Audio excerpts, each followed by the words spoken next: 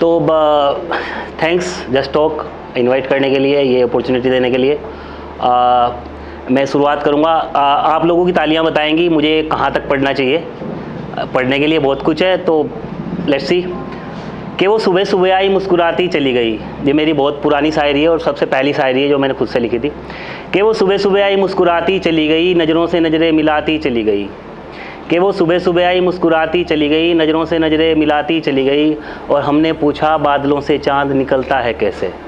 और हमने पूछा बादलों से चाँद निकलता है कैसे, तो वो अपने चेहरे से जुल्फ हटाती चली गई। तो थोड़ा टाइम कम लूँगा मैं। मुझे लग रहा है कुछ लोग ऐसे बोर हो रहे हैं, अपनी परफॉर्मेंस का वेट कर रहे हैं।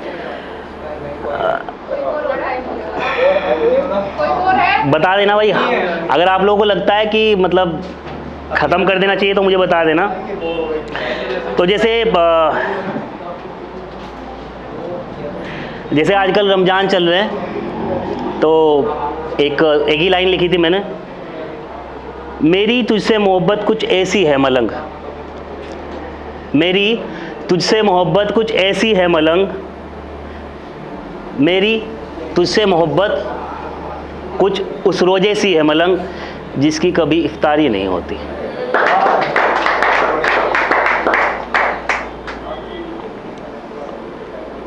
मेरी ख्वाहिशों के फूल खिलने से पहले कई मर्तबा मुरझाए हैं। मेरी ख्वाहिशों के फूल खिलने से पहले कई मर्तबा मुरझाए हैं। और तुम पहले नहीं थे, तुम बखूबी जानते हो। और तुम पहले नहीं थे, तुम बखूबी जानते हो, तुमसे पहले भी कई लोग आए हैं। और मेरे दरख्त से टहनियाँ तोड़ी गई हैं कई दफ़ा। और मेरे दरख्त से टहनियाँ तोड़ी गई हैं कई मर्तबा, लेकिन मैंने अपनी शाखों पर कभी कांटे नहीं खिलाए हैं।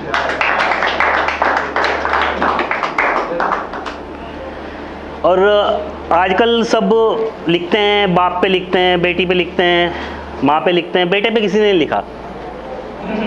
तो मुझे लगा कि मतलब मैं एक साल में कम से कम 8-10 महीने घर से बाहर रहता हूँ, तो मुझे लगा यार बेटों के लिए भी कुछ होना चाहिए।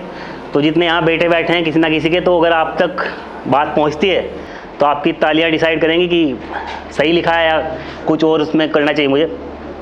कि माँ बाप बेटी सब पर लिखा सबने, कि माँ बाप बेटी सब पर लिखा सबने, मलंग बेटे पर लिखना भूल गए। बचपन में जो लाडला था सबका, सब होते उससे दूर गए। अब टीनेजर था, बड़ा हुआ, सब दूर हो रहे हैं धीरे धीरे। अब स्कूल कॉलेज की लाइफ आती है, अब पढ़ाई और महबूबा उसकी जवानी खा जाती है। हकीकत है, अब पढ़ाई और महबूबा उसकी जवानी खा जाती है। उसके कंधों पर, उसको पता भी नहीं चलता उसके कंधों पर कब जिम्मेदारी आ जाती है।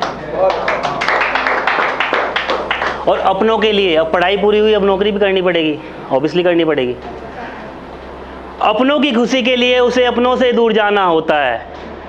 अपनों की खुशी के लिए उसे अपनों से दूर जाना होता है। और जो माँ के खाने में नुक्स निकाला करता था, अब उसे खुद पकाना पड़ता है। और बेटियां बिहा दी जाती हैं किसी के बेटे के साथ। माँ बाप की जिम्मेदारी खत्म, बेटी बिहा दी। जैसे आपने बोला ना, पूछते नहीं है, खत्म हो जाती जिम्मेदारी वहाँ।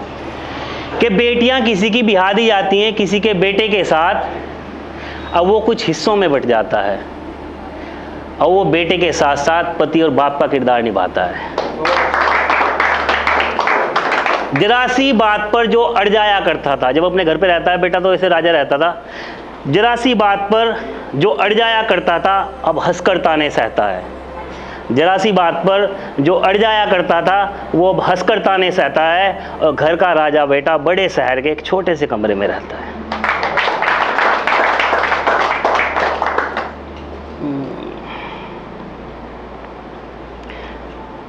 और एक शायरी लिखी एक दो मैंने, कि मैं किसी पानी सा हूँ मलंग और वो किसी दूध सी। कि मैं किसी पानी सा हूँ मलंग और वो किसी दूध सी, वो मुझ में आ मिले तो मेरे भी भाव बढ़ जाए।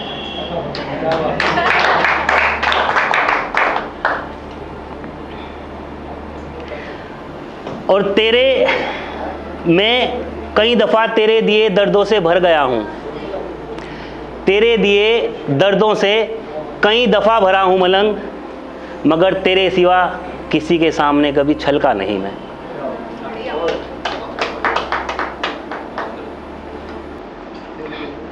और उसके बाद मुझसे कभी कोई दूर नहीं गया, और उसके बाद मुझसे कभी कोई दूर नहीं गया, और मलंग हुआ यूँ कि मैंने किसी को पास तक आने नहीं दिया। शुक्रिया।